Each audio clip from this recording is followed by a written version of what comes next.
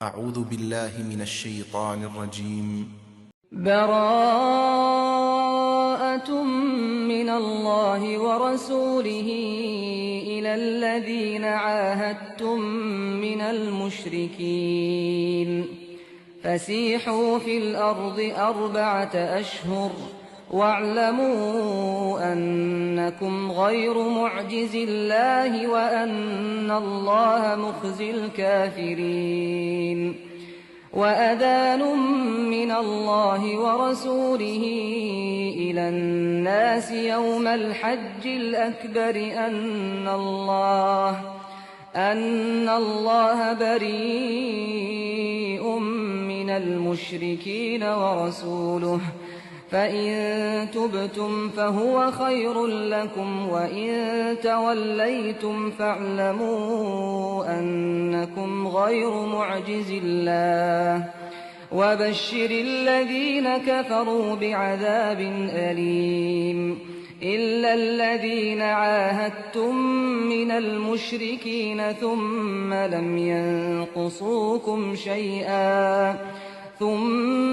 ينقصوكم شيئا ولم يظاهروا عليكم أحدا فأتموا إليهم عهدهم إلى مدتهم إن الله يحب المتقين فإذا انسلخ الأشهر الحرم فاقتلوا المشركين حيث وجدتموهم وخذوهم واحصروهم واقعدوا لهم كل مرصد فإن تابوا وأقاموا الصلاة وآتوا الزكاة فخلوا سبيلهم إن الله غفور رحيم وإن أحد من المشركين استجارك فأجره حتى يسمع كلام الله ثم أبلغه مأمنه ذلك بأنهم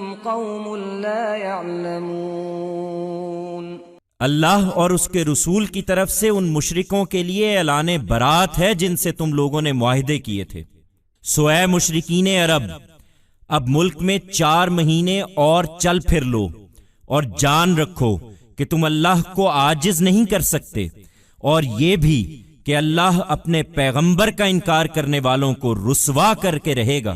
پھر حج کا موقع آئے تو اس سرزمین کے سب لوگوں تک پہنچانے کے لیے بڑے حج کے دن اللہ اور اس کے رسول کی طرف سے اعلان عام بھی کر دیا جائے کہ اللہ مشرکوں سے بری الذمہ ہے اور اس کا رسول بھی۔ اب اگر تم لوگ توبہ کر لو تو تمہارے حق میں بہتر ہے، اور اگر منہ پھیرو گے تو جان رکھو کہ تم اللہ سے بھاگ نہیں سکتے۔ اے پیغمبر، ان منکروں کو دردناک عذاب کی خوشخبری سنا دو۔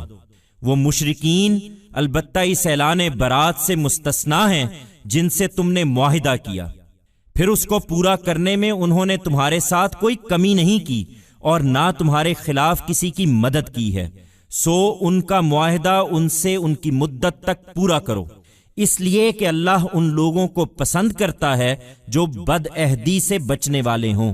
بڑے حج کے دن اس اعلان کے بعد جب حرام مہینے گزر جائیں تو ان مشرکوں کو جہاں پاؤ قتل کرو، اور اس مقصد کے لیے ان کو پکڑو، ان کو گھیرو اور ہر گھات کی جگہ ان کی طاق میں بیٹھو۔ پھر اگر یہ توبہ کر لیں اور نماز کا اہتمام کریں اور زکوٰۃ ادا کریں تو ان کی راہ چھوڑ دو، یقیناً اللہ بخشنے والا ہے، اس کی شفقت ابدی ہے۔ اور اگر مہلت کی اس مدت میں ان مشرکوں میں سے کوئی شخص تم سے امان چاہے کہ وہ تمہاری دعوت سننا چاہتا ہے تو اس کو امان دے دو، یہاں تک کہ وہ اللہ کا کلام سن لے، پھر اس کو اس کے مامن تک پہنچا دو۔ یہ اس لیے کہ یہ ایسے لوگ ہیں جو خدا کی باتوں کو زیادہ نہیں جانتے۔ A declaration of acquittal is made from God and His Messenger for the idolaters with whom you had made agreements. So, O idolaters of Arabia, walk about now in the land for 4 more months and know that you cannot defeat God and that God shall certainly humiliate those who deny His prophet. Then when the time of Hajj arrives, in order to communicate to all the people of this land a general declaration should also be made from God and his messenger on the day of the great Hajj that God is free from obligations to these idolaters and so is his messenger. Now, if you people repent, it is better for you, and if you turn away, bear in mind that you cannot escape from God. O Prophet! Give tidings of a painful torment to these disbelievers. Those idolaters, however, are an exception from this declaration of acquittal with whom you have a treaty and who did not leave any stone unturned in honoring it and did not support anyone against you. So, honor their treaties to the end of their terms because God likes those who abstain from breaking promises. After this, declaration on the day of the great Hajj, when the sacred months have passed, kill these idolaters wherever you find them, and for this purpose capture them and besiege them, and lie in wait for them in each and every ambush. Then if they repent and are diligent in the prayer, and pay zakah, leave them alone. Surely, God is merciful, ever forgiving. And if, in this period of respite, any of these idolaters seeks asylum from you, because he wants to hear out your message, grant him asylum until he is able to hear the word of God. Then take him to his place of safety. This is because these are a people who do not know the words of God much.